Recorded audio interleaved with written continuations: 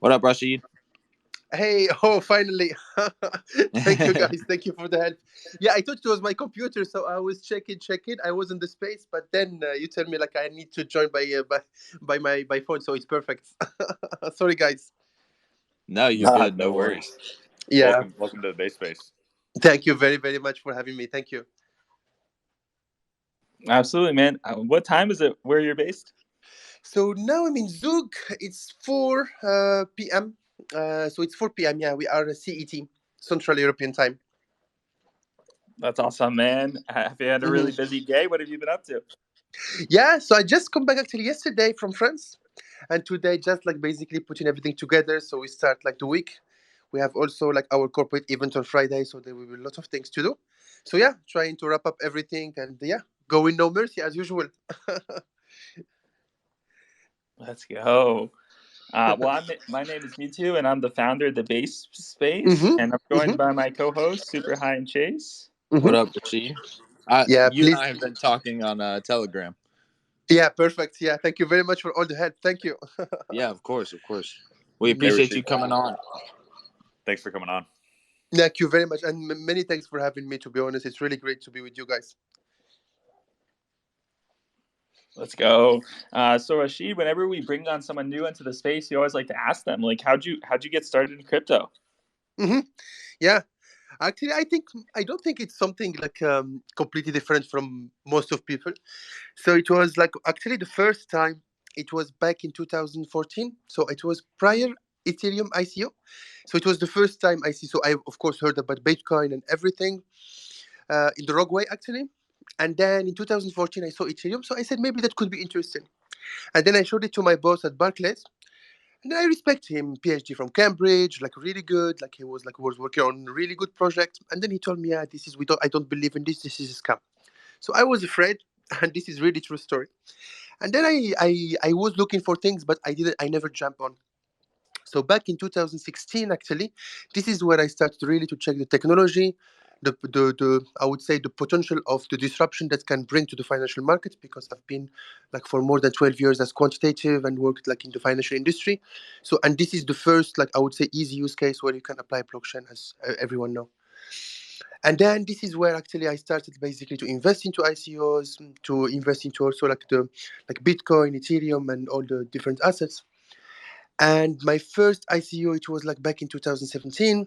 And of course, I have lost a little bit, but I didn't understand why. If you have good idea, how come basically everything is only around speculation, and why we will basically lose money? So I didn't understand back then.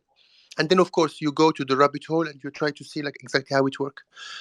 And then this is from ICO to ICO, from private sale to private sale. We started basically to see all the problems that are coming within the ICO. So basically, people can raise $20 million, $30 million, $50 million, and then they go. There is no milestone-based financing. The community invests. There is a lot of hype. People follow. There is the fear of missing out, and then the project disappear, or they don't know how to deal with the funds. So at the end, they don't have enough money basically to deliver their vision, and so on and so forth. So we saw this problem a lot in 2017. Then we have the ICO burst. And this is where I met actually Matthijs, my co-founder and CTO, in Telegram. So we never met before. So it was in Telegram. Then we met in Belgium. Then we met in Amsterdam. And this is where we say, okay, we can do something actually. So why not create a decentralized investment platform with milestone-based financing, based on the reputation score of the project, but also on the community that want to invest. And this is really the first idea where we had AllianceBlock, trying to have an impact on something that we had like basically a pain point, that we were investing on something and we don't know if the project will deliver. So we wanted to organize this. And then from then, yeah, so this is exactly the story. From then we have Pivot, maybe we will discuss about this later on. But yeah, so this is the story, how I started and how AllianceBlock came into birth. That's awesome. And then Mm. in terms of Alliance Block itself, at a very high level, like Yeah. what is Alliance Block for those who are new and don't even know what it is? Yeah. So I would say like really to give like a high overview. So as I said, it started as a decentralized investment platform with milestone-based financing. So it was really the original idea: protect the investors. It's basically like into scam or ICO. If a project raise money, he gets only small part of the money that he gets, and if he deliver, he get the next tranche. This is what we call it milestone-based financing. But then there was everything around the ICO burst, the crypto winter, and then we were lucky enough, I would say, to pivot our, I would say, when we started working with Level 39 in London, which incubates Revolut. She's more than 5 billion valuation now. It's one of the biggest neobank. And then we did Kickstart Innovation in Zurich. And this is where we really met financial institutions. We speak about tokenization, speak about the potential of decentralized finance before even we saw the hype of decentralized finance. And then this is where we had like really clear idea about our value proposition and how we can impact the space, both traditional finance and decentralized finance, is basically to build compliant gateway between these two worlds. Leverage the high standard of traditional finance and the innovative technology of decentralized finance, because it will be able basically to cut costs, like no middleman, increase revenue stream, create new innovative products, so on and so forth. Okay. And then we had to basically structure our vision into three pillars. So the first pillar is compliance and regulation. Okay, because it's important. We will discuss maybe about this later on, how we can make DeFi like a really go mainstream. We have data. Data, of course, is one of the most important things, and you are Link Marine, so Chainlink, and you know what is the importance of Oracle of data in the space, and easy access to this data and true data. And then the third is the applicative layer, the DeFi layer, which is the bridge, the DEX, and other products that we have speaking. So in a nutshell, what we want to do is to build the next generation of financial infrastructure that leverage the high standard of traditional finance and the innovative technology and the stressless way of doing things with decentralized finance. So this is really in a nutshell. Yeah, absolutely. I mean, we're all really, really hyped about DeFi and where the space is going. In terms of the ALBT token, could you touch on like how that fits into the ecosystem? Yeah. So ALBT, as we discussed in many like the different articles and everything, so it has really super important role. It's the fuel basically of what we are doing. So let me take like step back basically. So, and please don't hesitate to stop me if something is not clear or like any questions on the fly. Please don't hesitate. And so as I said, we have three pillars. Okay. So we are building these 8 different products from decentralized exchange with the complete new automatic market making that can optimize impermanent loss over more than 50% without even taking into account the trading fees. So we call it Alliance Dex. And this is something that is in the final state of the audit and we will release soon, hopefully in Q4, because we need to be sure of the security. Then we have the peer-to-peer funding, which is lending and borrowing. And we speak about funders, okay? So funders for funding. So we take the idea from Seeders, but we wanted to have something between Aave, Seeders for the traditional way, the peer-to-peer lending, and also the Launchpad. So it's really global peer-to-peer funding.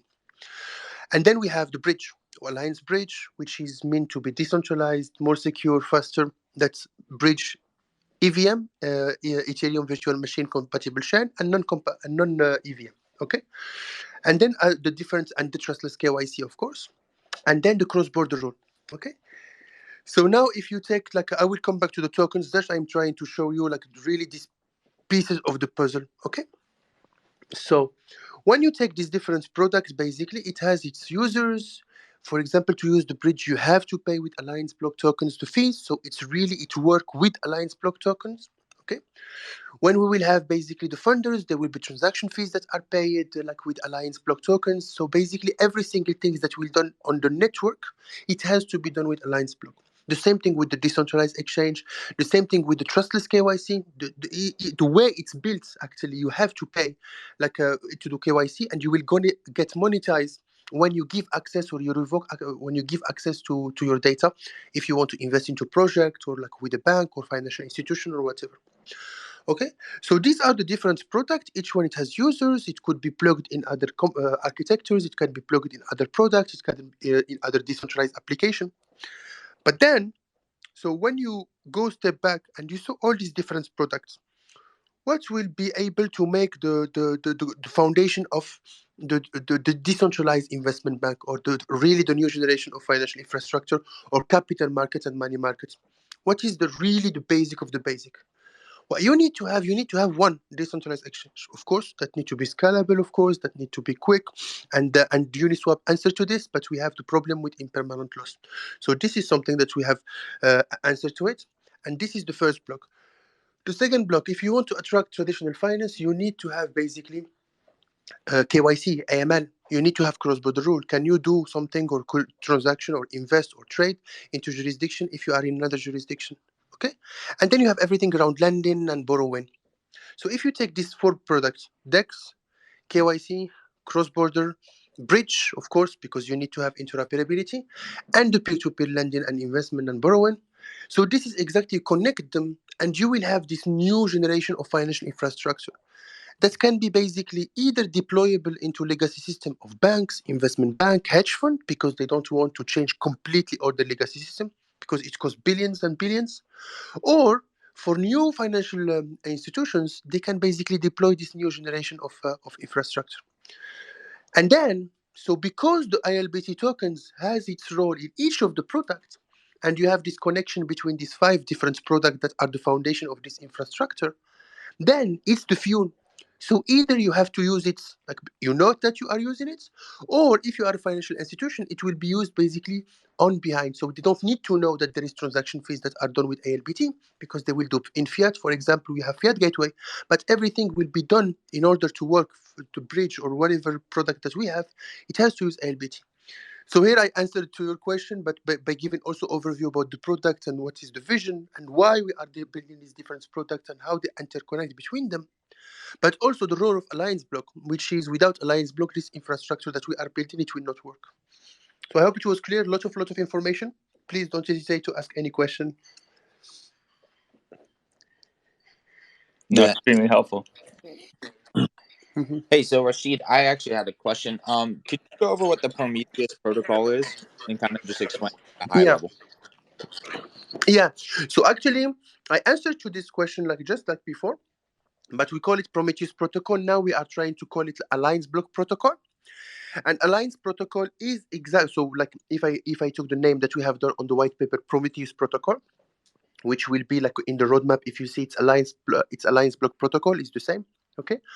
So AllianceBlock protocol, like aka Prometheus protocol, is exactly the infrastructures that I've been talking about for the new generation of this financial infrastructure.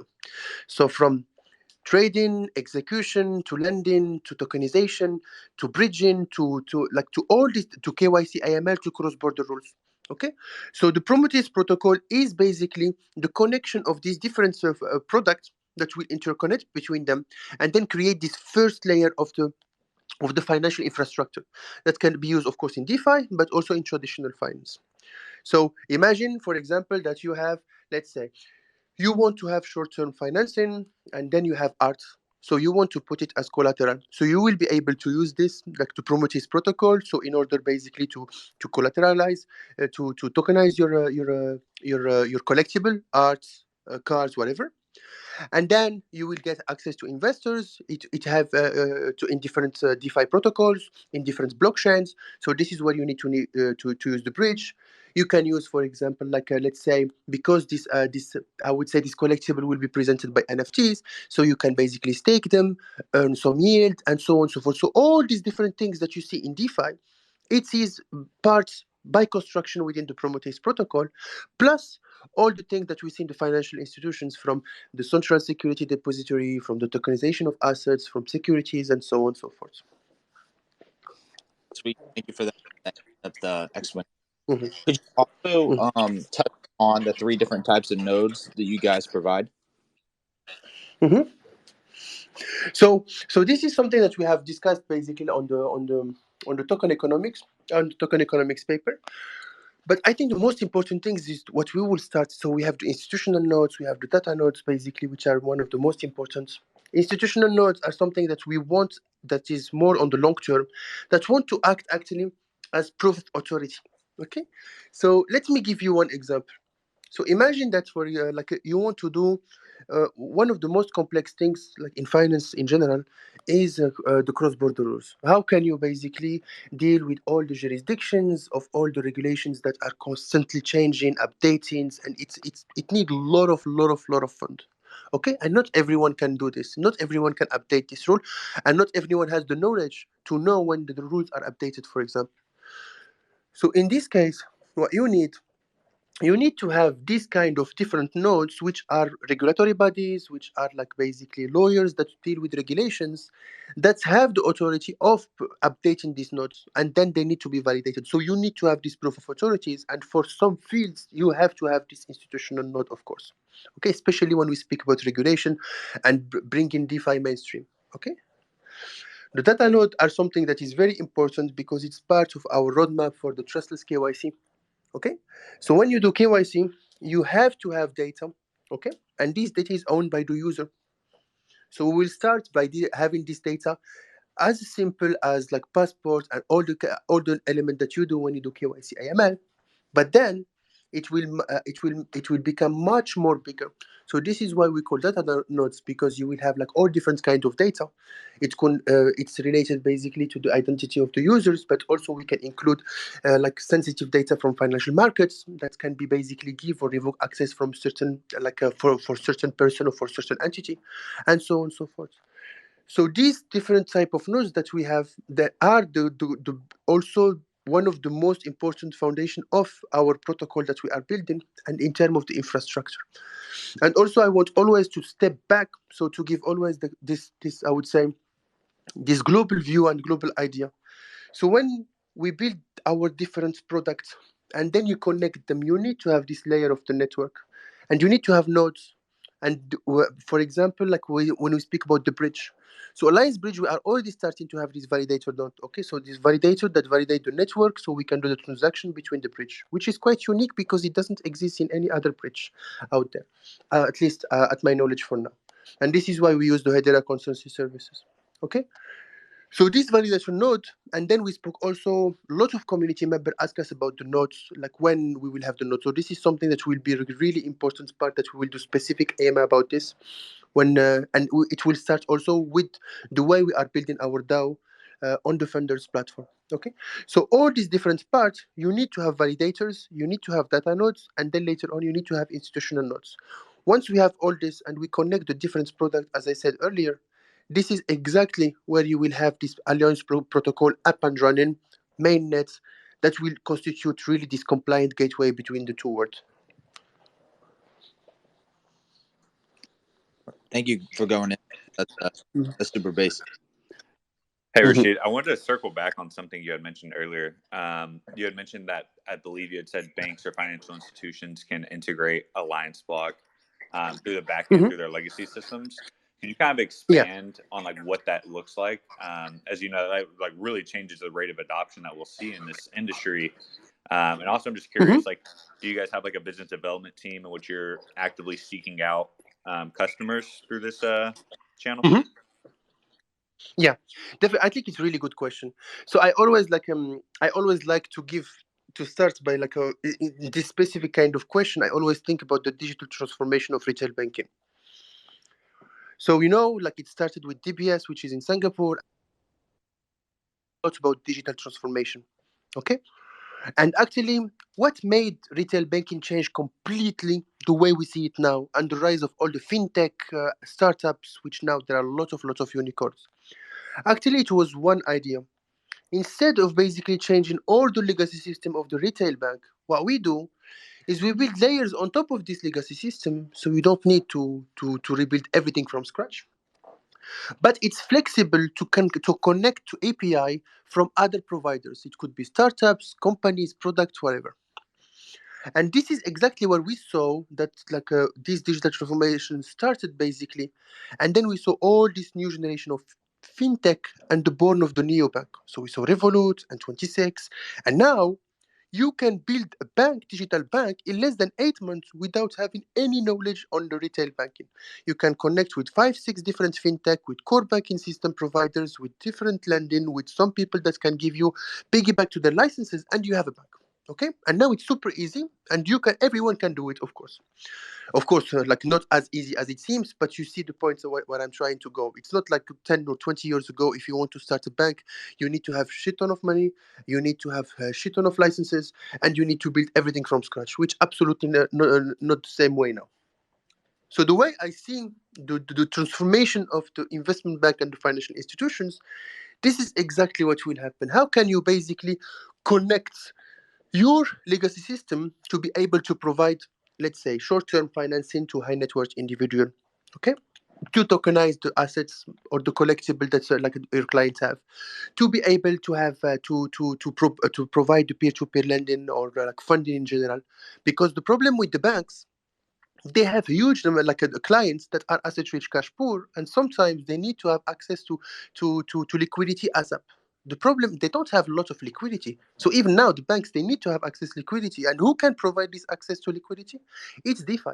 Okay, and this is why we need this compliant bridge again, because it needs to be compliant with the different regulation in different jurisdictions. Okay, so when we speak with banks, when we speak with asset managers, and we speak a lot, we have really amazing business development team. We speak a lot with different, especially we are like really really good on the ecosystem in Switzerland and the UK and also like in the Netherlands. And we saw the most important things for them was, it's one, being able to provide like a new product to their clients. They don't need basically to invest a lot to have these new like systems. Then it need to be easy to understand, and this is where you see, for example, like our white paper, we speak about certificates. How can you provide final DeFi products, yielding, like the yielding protocol and all these things, with the staking, okay, in an easy way that any single traditional investor can invest in. So this is exactly the core what we speak when we speak about with the traditional financial institutions. Okay, so what is the biggest interest of these guys? One is to have access to unified aggregated data, so they can build their strategies, their products from DeFi, because now, as you know, it's really scattered. It's very hard to find like one single source of truth, basically, of all the data. But even though you have this, you have like, when you have to access this, of course, there are Chainlink that gives like there is the oracles that give all the data. We have the graph like that can give for all the event that is happening in different chain. But you need to have a team on top of this technology to build up the layer that it can be accessible by financial engineers or analysts or like all the people that we know in the investment bank. So they need to have easy access and to aggregated data. They need basically to provide products, investment products that are known from the investor. So this is why we speak about the ISIN.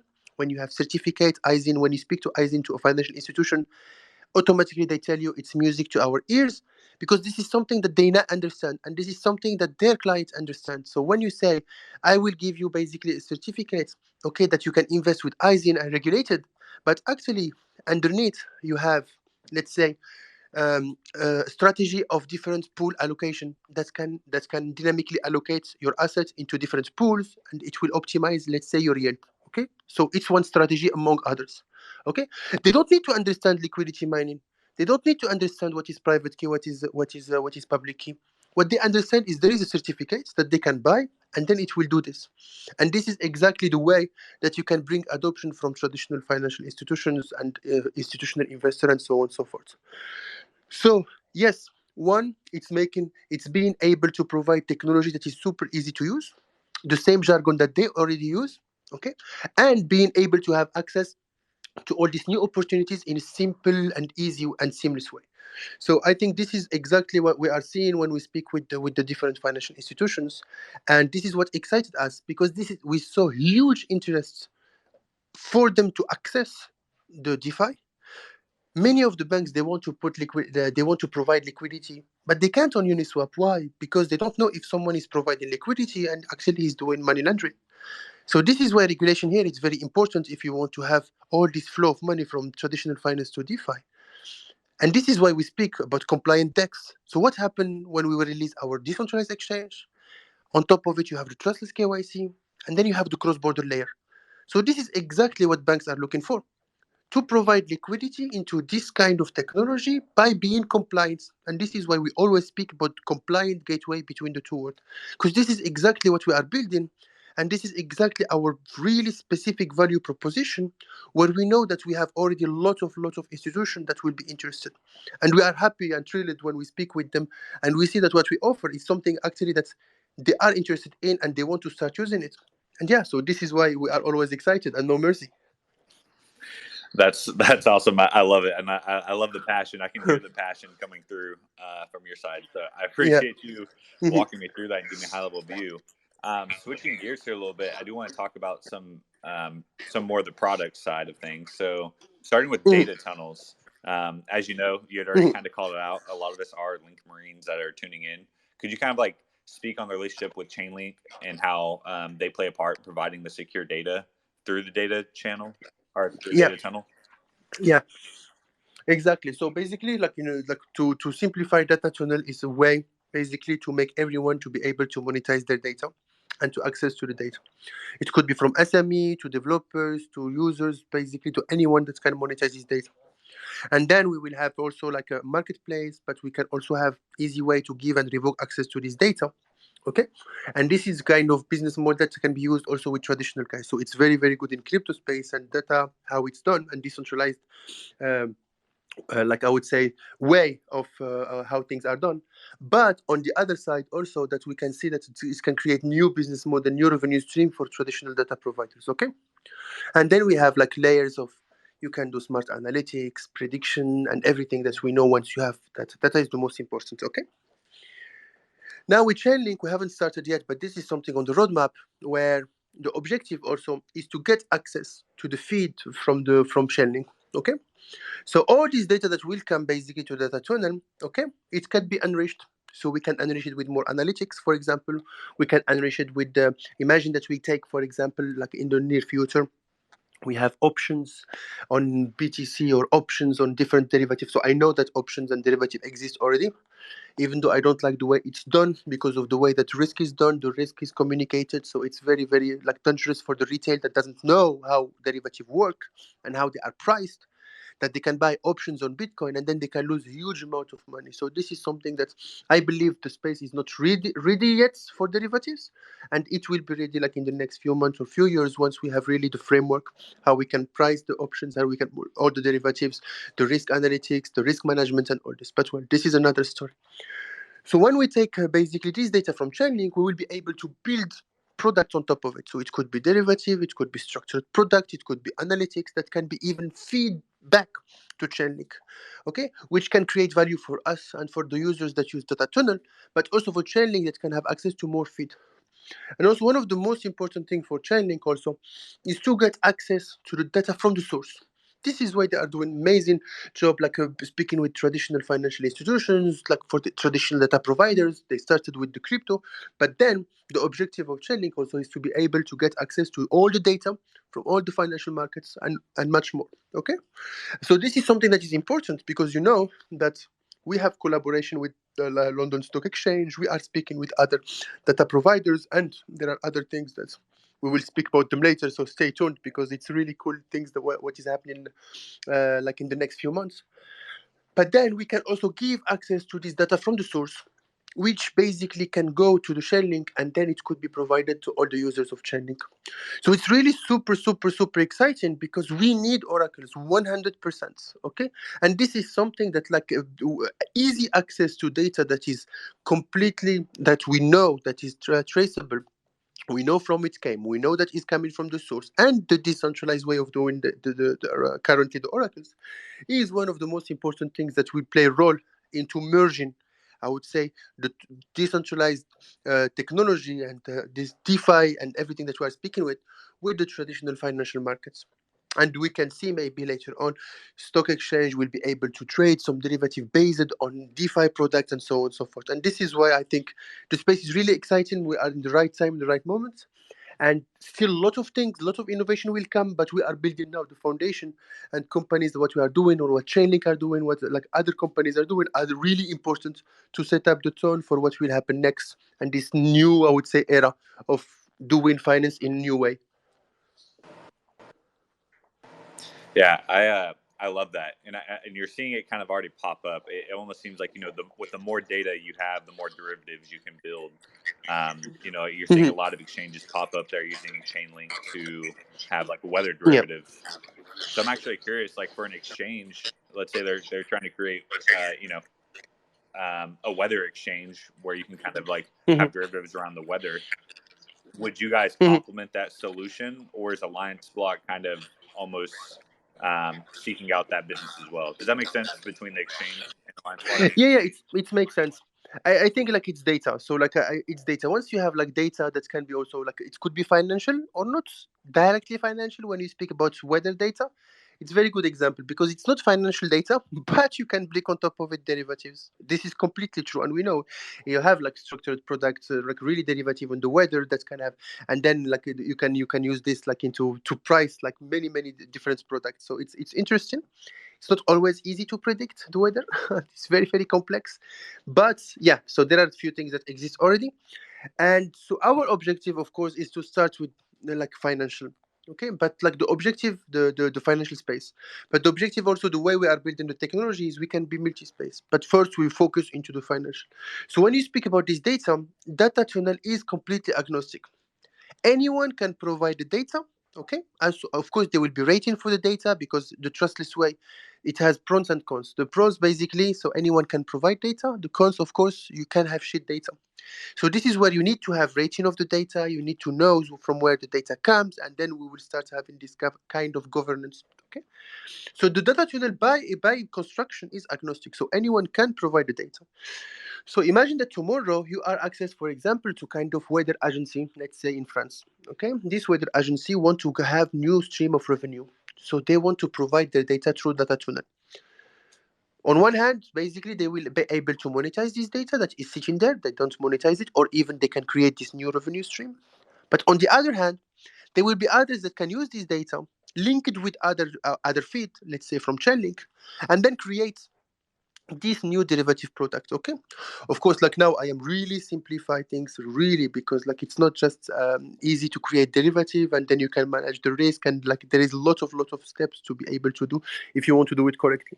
But well, let's say simple. So then you can this data, you took also basically everything like from Chainlink or like the weather data, and then you can create this new product, this new derivative, these new strategies, and then you can feed them.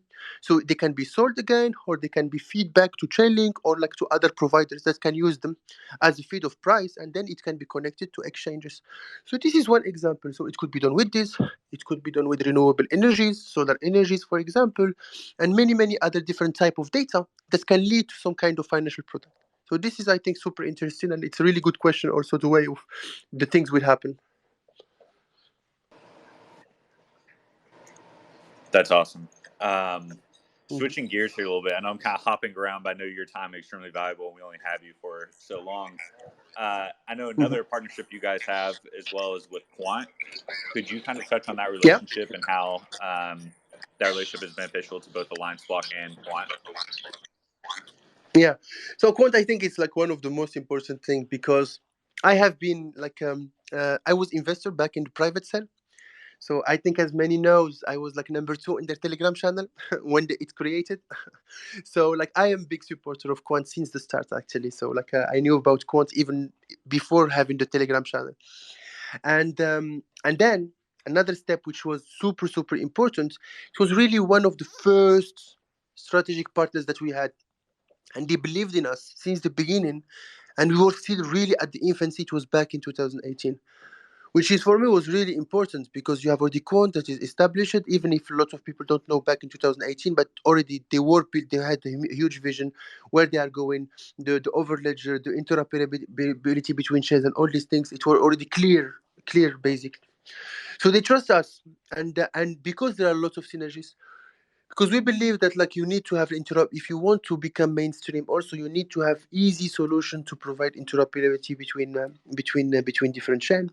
And the way to doing it, so this is something that we can add it, because sometimes people ask us, you are doing alliance bridge, what is the like is it competition to overledger? It's absolutely nothing to do. So we are speaking here about bridging tokens, NFTs, and everything. There it's about data, it's about transactions, it's about like many things that can be done with overledger, and also the easy way of using. And this is what financial institutions are looking for.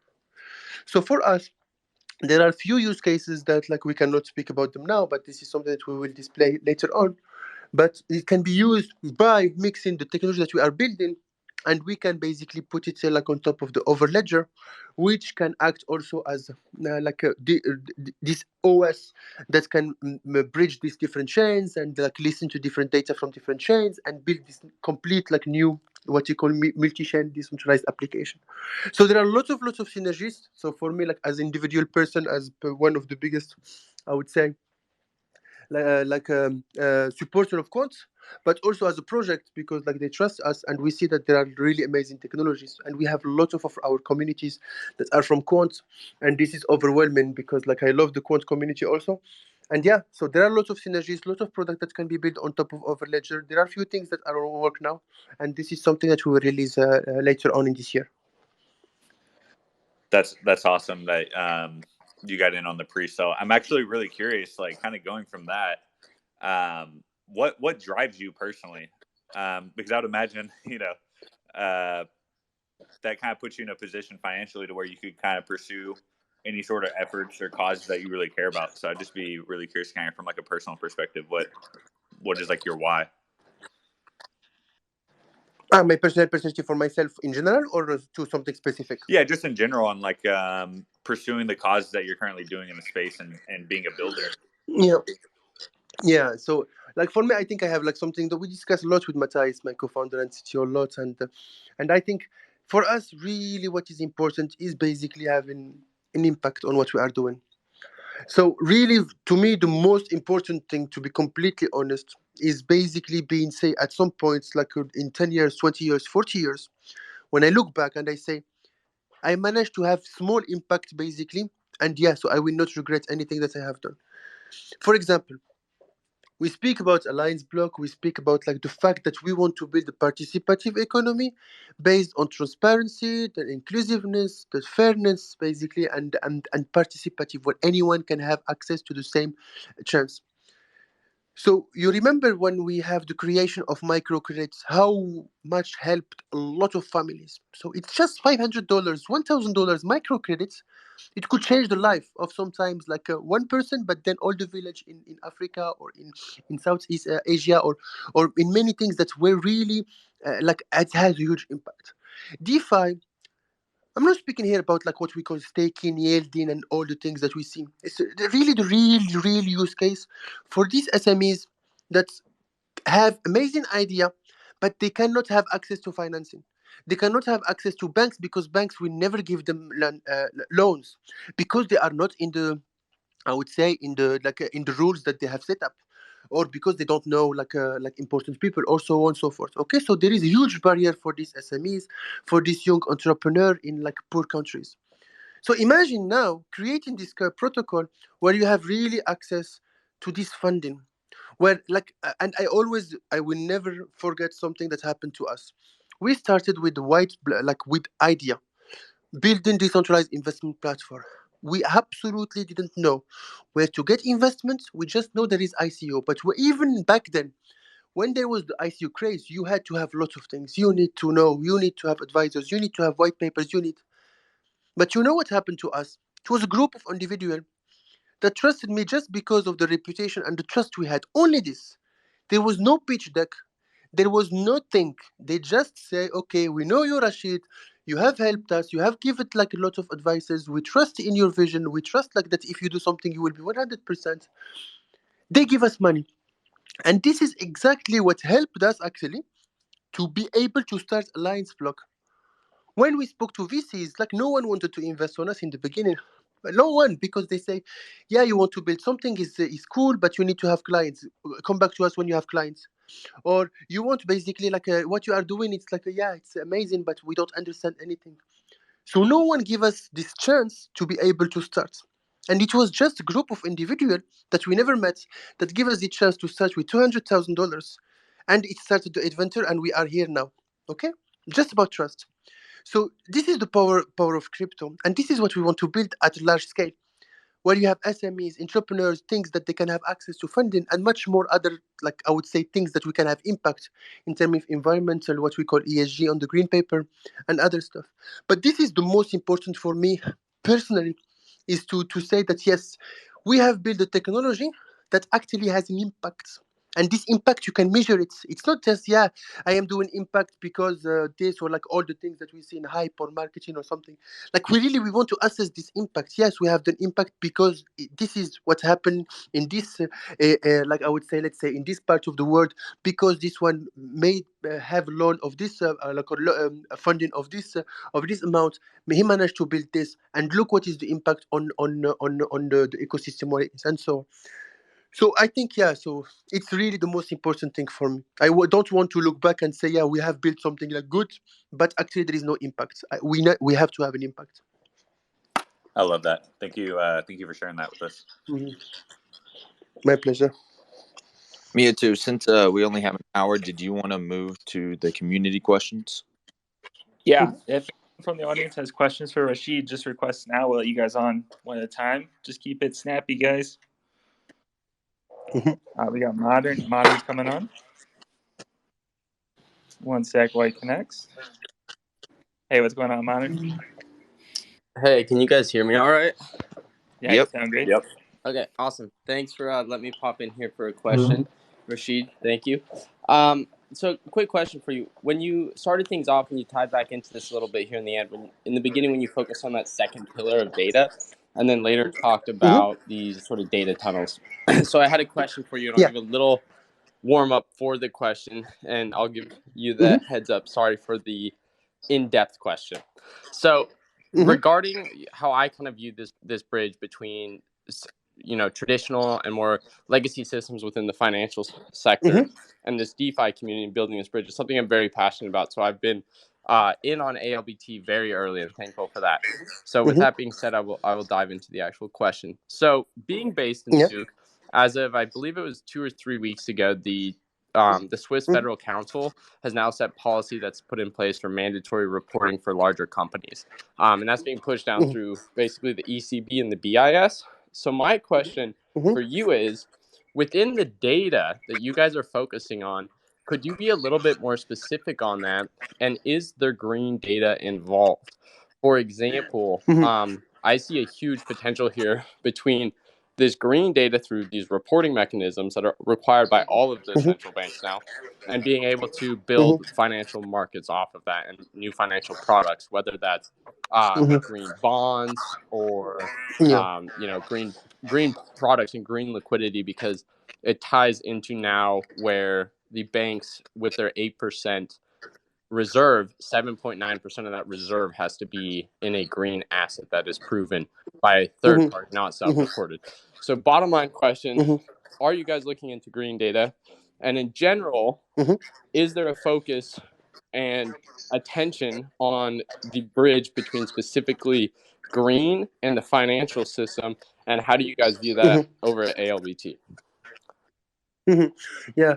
So thank you very much, first of all, for being supporter and thank you very very much. And also like I think it's really really important question what you have said here. So it's funny because like there is ALBT Maxi. I think we wanted to speak actually next week about everything around ESG.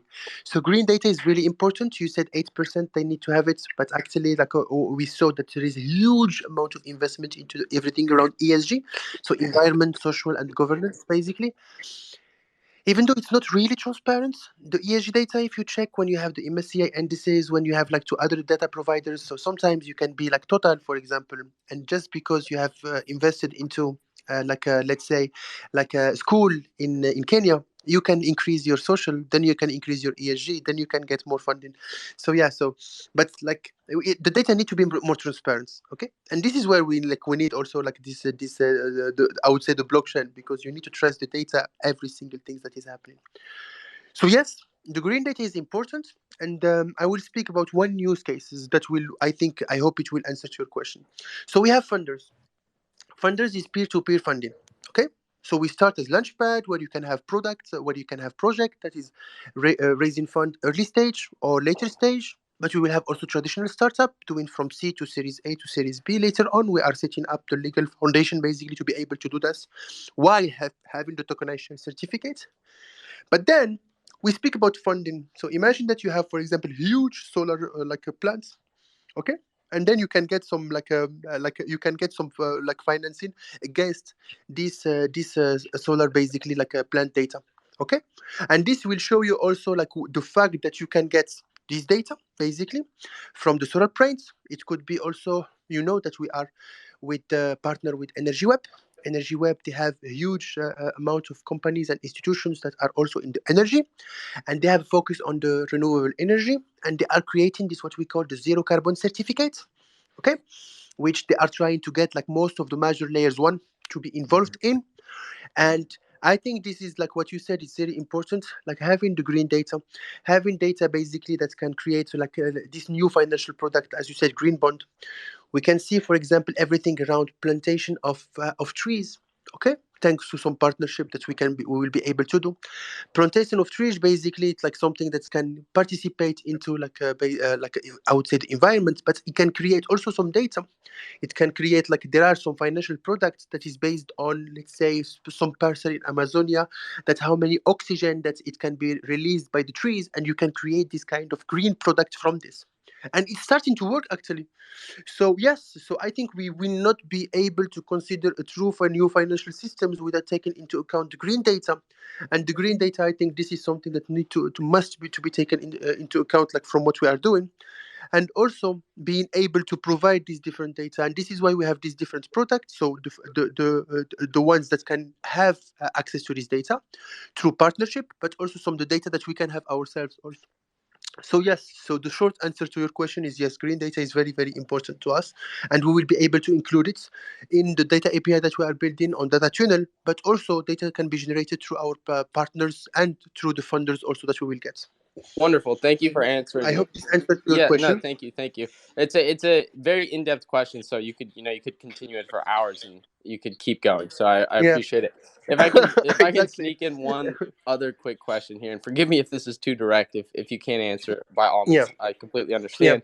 But have Mhm, you guys had conversation? Are you in conversation with Six or SDX, which is now out of Six? Because from the outside mhm, point of view, it seems like it could be a potential match made in heaven. mhm. Yeah. So well, we cannot speak about this now, right now, okay? But indeed, like there are lots of synergies about what they are doing in Six, and this is also like we have amazing team here in Zurich, in Zug. So from Christian to Anders, like to other like people that have joined us here in Zug, and they have really like amazing network also, and we are speaking with a lot of people here. And I think here the things that we like about Switzerland and like about Zug specifically is the openness of people to be able to get in contact super easily. And when you have something offering, they will always like give you the contacts to be able to speak with the different companies and the different that can be interested in what we are doing. So yes, so I think like the most important thing, like for your question, is yes, there are a lot of synergies that can be done with Six and SDX, specifically when you start speaking about like tokenization, specifically when you start speaking about digital assets, and even though when we speak about the certificates that we want to build, that wrap the like a DeFi strategies, allocation, reallocation, yield, all these things that we speak a lot about them. So this is something that can wrap into certificate with ISIN and could be tradable, for example, in Six. So yes, there is much made in heaven. I think it should take time because you remember London Stock Exchange, just to have the collaboration, it took around 8 months. So when you speak about financial institutions, like it take time. You need to have strong offering. You need to show how it works. You need basically to prove that it's working without speaking like all the things that is the processes, the high standard, because you cannot just build software and provide it to Six or to financial institution. You need to have like a ISE. There are some huge norms that you need to be able to comply with, and this is what we are trying to do when building these products. This is not something that in the blockchain space a lot of people build amazing technologies, but it's not something that can be used straightforward with these financial institutions because they don't respect the norms. So this is something that we are like, I would say, aware of. And yeah, so I speak in general, so it's not like a direct answer to your question, but yeah, so one, there is much made in heaven. Two, there are some products that we can do that can be able to be tradable in Six. Three, we don't have discussion right now, but this is something that we can have discussion when we have something concrete to present them. Wonderful. Well, thank you so much for answering my question. And it's been an Mhm. awesome listen all of today. And I did just give you a follow, and I'll shoot you a quick message if there is Yeah. any interest or introductions to be made to SDX or Six in general. I'd be happy to Mhm. do so. And thank you. I'm going to Mhm. pass the mic back over and let anyone else ask a question. Thank you very, very much. I really appreciate. Thank you very Thank you. much. Thank you for your question, Modern. Thanks, Vaughn. What's going on, Wiz? Oh, I'm just loving all the knowledge that's being dropped. Um, Thank y'all for hosting the spaces. It's been an absolute enjoyable experience. I have one question in regards to funders Yeah. creating this Mhm. investment platform. To me, like what this talks to me, and when I hear all this, it's like this is going to create so many new jobs Mhm. and create like opportunities for entrepreneurs like all around the world. Mhm. What are your thoughts on the future of work and how this investment platform impacts that? Mhm. So I think you said something very important, that it will create like a jobs. It will have impact. So we do believe that it will have impact. So like we speak a lot about participative capitalism, participative economy, and like like the new economy have to be participative. Everyone has something to say. Everyone has it, and it need of course to depend on the reputation. So for us, I think funders, you need to see it into two things. I would say two blocks. The first one, funders related to Alliance Block, which is like this peer-to-peer, completely decentralized funding mechanism. When I speak about funding, we speak about investments, we speak about lending and borrowing, and then it's not only this, because I spoke about entrepreneur that can get financing. We speak about blockchain companies at every single at the different stages. We speak about traditional business. So we have amazing partnership that is coming. We haven't spoke about it a lot, and it's really amazing company that has amazing algorithm that can assess the founders and the team from the traditional space.